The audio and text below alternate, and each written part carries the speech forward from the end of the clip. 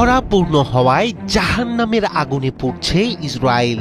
রাতের অন্ধকার ভেদ করে একের পর এক মিসাইল ছুটে যাচ্ছে ইসরায়েলের আকাশে। সাইরেন বিস্ফোরণ আর আতঙ্ক। মাত্র ২৪ ঘন্টায় হিজবুল্লাহর ধারাবাহিক হামলায় কেঁপে উঠেছে উত্তর ইসরায়েল। সীমান্ত ঘেঁষা সামরিক ঘাঁটি থেকে বসতি এলাকা, কোনোটি বাদ যায়নি টার্গেটের তালিকা থেকে। প্রতিরক্ষা ব্যবস্থার উপর চাপ বাড়ায় অনেক আঘাতই সরাসরি পৌঁছে যাচ্ছে লক্ষ্যবস্তুতে। প্রতিটি বিস্ফোরণ যেন নতুন করে জানান দিচ্ছে এই সংখ্যা তার সীমাবদ্ধ নেই, বরং আরো বড় এক যুদ্ধের দিকে এগোচ্ছে পুরো অঞ্চল। ইরান সমর্থিত লেবাননের সশস্ত্র গোষ্ঠী হিজবুল্লাহর আঘাতে কার্যত পুড়ছে ইসরায়েল। মাত্র ২৪ ঘন্টায় ৩৯টি পৃথক হামলা, ক্ষেপণাস্ত্র ও ড্রোনের এই সমন্বিত আক্রমণে কেঁপে উঠেছে উত্তর ইসরায়েলের বিস্তীর্ণ এলাকা। সশস্ত্র গোষ্ঠীটির দাবি, তাদের এই অভিযানগুলো ছিল অত্যন্ত পরিকল্পিত এবং নির্দিষ্ট লক্ষ্যভিত্তিক। ইসরায়েলের সামরিক ঘাঁটি, সীমান্তে সেনা সমাবেশ, সাঁজোয়া যান এবং কৌশলগত স্থানগুলোকে টার্গেট করেই হামলা চালানো হয়েছে। বিশেষ করে দক্ষিণ লেবানন সীমান্ত ঘেঁষা ইসরায়েলি প্রতিরক্ষা অবস্থানগুলোতে একাধিক আঘাত আনা হয়েছে বলে জানানো হয়। এর মধ্যেই চরম আকার ধারণ করে ইন্টারসেপ্টর সংকট।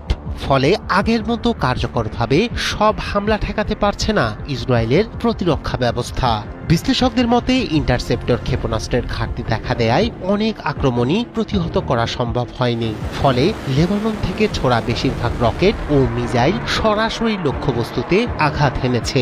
এতে এই হামলার মূল শিকার সীমান্তবর্তী বসতি, সামরিক ঘাঁটি এবং যোগাযোগ অবকাঠামো। একাধিক স্থানে বিস্ফোরণের ঘটনায় সামরিক যানবাহন ক্ষতিগ্রস্ত হয়েছে, কিছু স্থাপনায় আগুন লেগেছে এবং সেনা চলাচলে তৈরি হয়েছে বিঘ্নতা। এদিকে পূর্ণাঙ্গ ক্ষয়ক্ষতির হিসাব গোপন করছে ইসরায়েলি কর্তৃপক্ষ। তবে স্থানীয় সূত্র বলছে কয়েকটি কৌশলগত স্থাপনায় বড় ধরনের আঘাত লেগেছে। গোষ্ঠীটি আরও দাবি করেছে, সীমান্ত এলাকায় ইসরায়েলি সেনাদের গতিবিধির উপর আগে থেকেই নজরদারি চালিয়ে আসছিল তারা। সেই তথ্যের ভিত্তিতেই হামলার সময় ও লক্ষ্য নির্ধারণ করা হয়েছে। ফলে প্রতিটি আক্রমণই ছিল নির্ভুল এবং কার্যকর। এই টানা হামলায় উত্তর ইসরায়েলের সাধারণ মানুষের মধ্যে ছড়িয়ে পড়েছে চরম আতঙ্ক। বহু বাসিন্দা নিরাপদ আশ্রয়ে সরে যেতে বাধ্য হয়েছেন। সাইরেন বেজে উঠছে প্রায়ই, আর প্রতিনিয়ত আকাশে ভেসে বেড়াচ্ছে নতুন হামলার আশঙ্কা। বিশ্লেষকরা বলছেন, একদিনে ৩৯টি হামলা শুধু একটি সামরিক কৌশল নয়, এটি শক্তির প্রদর্শন।